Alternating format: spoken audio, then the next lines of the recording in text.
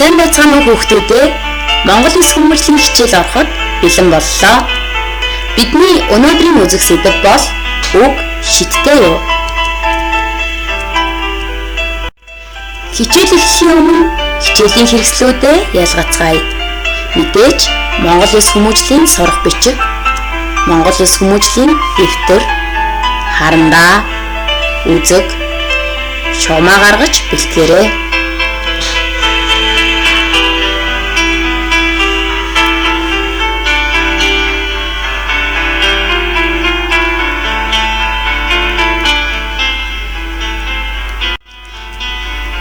Өнөөдрийн хичээлийн гол зорилго бол үг ямар шидтэй гэдгийг мэдэх, мөн сайхан муухай үгний ялгааг ойлгох.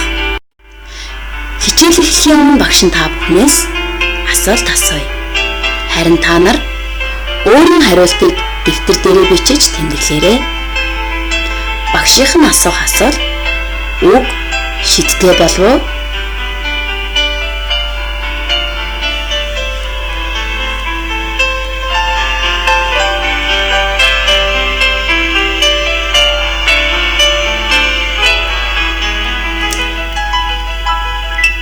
Хариулсан бол дараагийн асуултад оръё.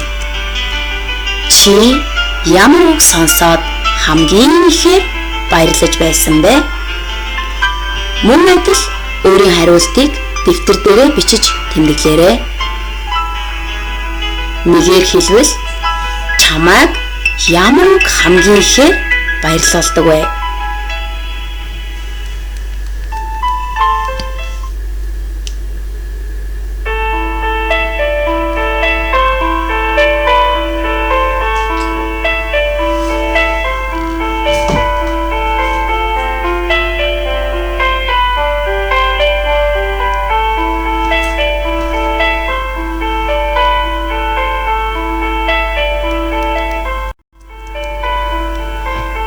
Ямар үгэнд баярлдаг талаарх багшийн таамаглалыг хамтдаа уншицгаая.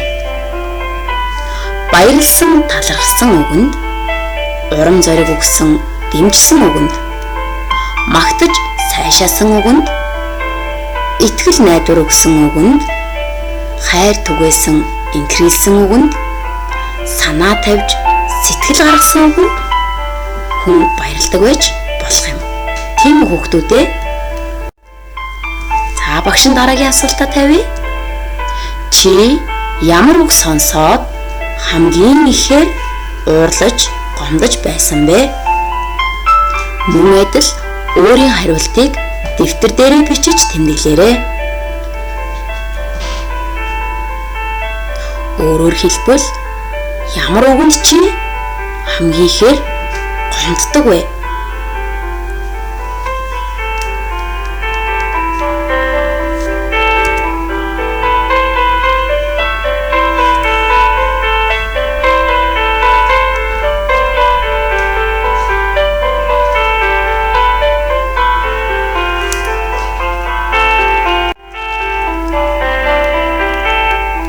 Ямар үгэнд уурлаж гомддог талаарх багшийн таамаглал хамтдаа уншицгаая. Загнаж зэмлсэн үгэнд гомддог байж болно.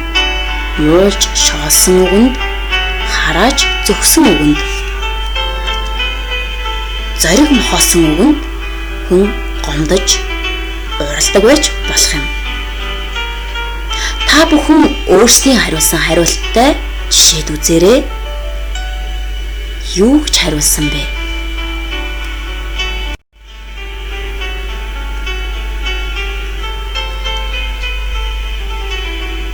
Дараагийн удаа сурах бичгийнхээ 26 дугаар хуудсыг гаргаад багштайгаа хамт уншаарай. Үг шидтэй болов уу? Найз маань үеийн нөхдөөсөө өндөр юм. Хүүхдүүд түүнийг тэмээгэж хочилдог. Найз маань үүнд үнэхээр дургүй тул ангийнхандаа гомдно. Тэгээд арын ширээн дээр толгойгоо гутайлган уруу царайлаад сууж байв. Би очоод гэж хэлтэл түүний нүүрэнд инээмсэглэл тодров. Та бүхэн цэгийн оронд найздаа юу гэж хэлэх байсан тухайга бодоод дэвтэртээ бичээрэй. Ямар үг хэлвэл найзынх нь нүрэнд инээмсэглэл тодрох юм болоо? Муухай үг хэлэх үү? Сайхан үг хэлэх үү? Сайн бодоод дэвтэртээ бичин шүү.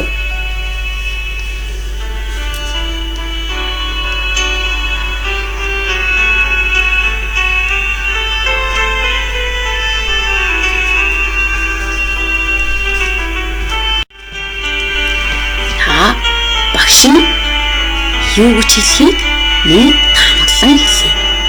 Та бүхэн дагаад уншаарай. Өндөр байх нь давуу тал шүү дээ гэж хэлсэн байж болох уу? Дараа нь байгаа зүйлдээ сэтгэл хангалуун байх хэрэгтэй. Бусдын хэлсэн муу үгийг сонсох хэрэггүй шүү дээ найзаа гэж хэлсэн байж болох юм.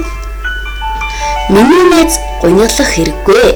Сайхан сэтгэлтэй байвал өндөр нам байх хамаагүй гэж хэлсэн байж болох юм. Мөн чи ямар ч байсан миний нүдээр хамгийн сайхан гэж хэлж болох уу? Та бүхэн юу гэж бичсэн бэ?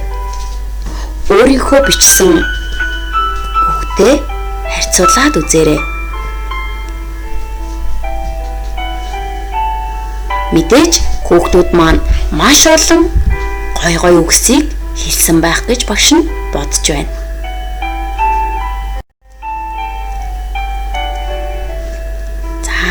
Дараагийн ажилдаа орцгоё. Үгээр хүнийг баярлуулж, хүч тэнхээ өгч, амжилтанд хүргэж, аз жаргалтай болгож болно. Мөн гомдоож, уурлуулж, хүсэл зоригийг нь мохоож болно. Иймээс үг бол маш шидтэй. Багш нь хичээл эхлэхийн өмнө та бүхнээс ямар асуулт асуусан бilé? Үг шидтэй юу гэж асуусан тийм үү? Тэгвэл та бүхэн маань дэвтэр дээрээ юу гэж бичсэн байна вэ? Өөрийн бичсэн өгүүлбэрээ уншаад үзээрэй.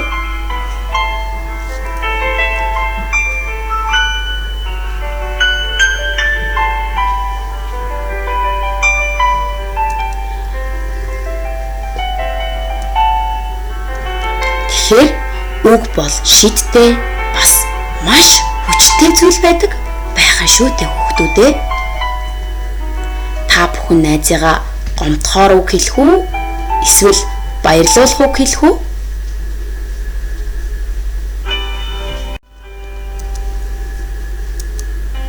За дасгал ажиллацгаая. Дээр хөгсийг хүснэгтэд зурж ялган бичээрэй. Хүснэгтийн эхний хэсэгт хүнийг баярлуулж сэтгэлийг баясгадаг үг. Хүснэгтийн хоёрдугаар хэсэгт хүнийг уурлуулж, гомдоож, сэтгэлийг нь хямруулдаг үгс.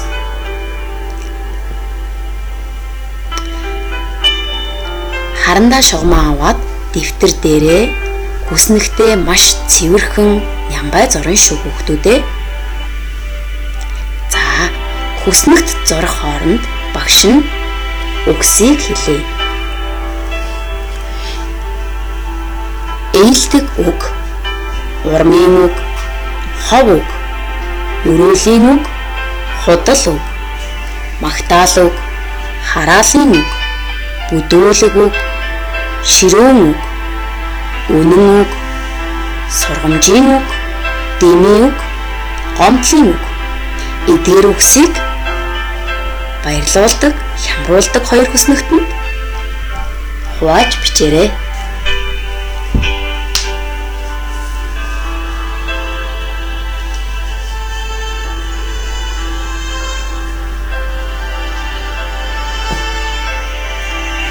За, бичиж дууссан бол өөрсдөө шалгаарай.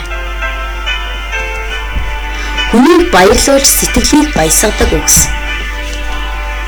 Ээлдэг үг, урмын үг, өрөөлийн үг, магтаалын үг, үнэн үг, сургамжийн үг гэж бичсэн бол зөв хариулсан байна гэсэн үг.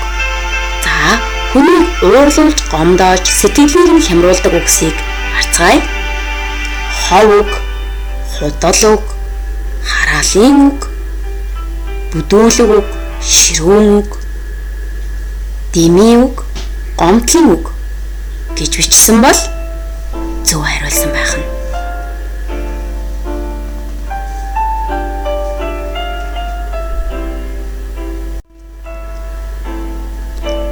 Дараагийн дасгал ажлаа хамтдаа хийцгээе.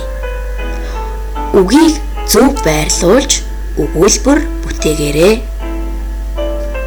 За, багш нь үгийг хэлье. Хүнийг болно үгээр баярлуулж, гомдооч болно. За, өгөгдсөн үгийг зөв байрлуулад өгүүлбэр бүтээгээрэй.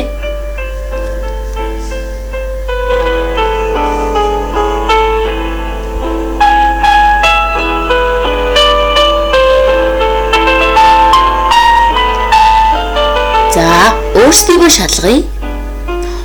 Үгээр хүнийг баярлуулж болно, гомдооч болно гэж бичсэн бол зөв хариулсан байна гэсэн үг.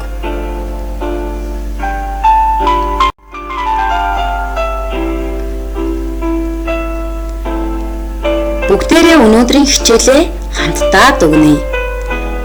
Сайн сайхан үгс. Сайн сайхан үгс хүнийг яадаг үлээ? Баярлуулдаг, инээлгдэг, хөвгчлтэй болгодог байж болно, тийм үү? За, тэгвэл муухай үгс хүнийг яадаг вэ? Униглуулдаг, гомдоодог, бодлогшруулдаг, бас маш ихээр ганцаардуулдаг байж болох юм. Тэгэхээр хүүхдүүдээ найзуудаа болон гэрийнхэндээ сайхан үг хэлэх үү, муухай үг хэлэх үү? Ямар үг хэлвэл гэрийнхэн чинь ихээр баярлах болоо? Мөн ямар үгийг аль болох хэлэхгүй байх хэрэгтэй вэ?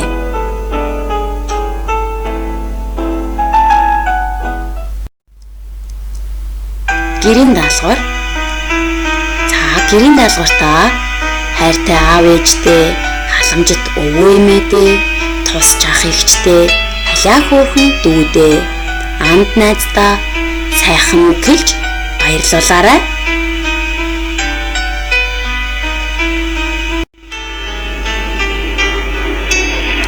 Хичээл үзсэн сурагч та бүхэндээ маш их баярлалаа.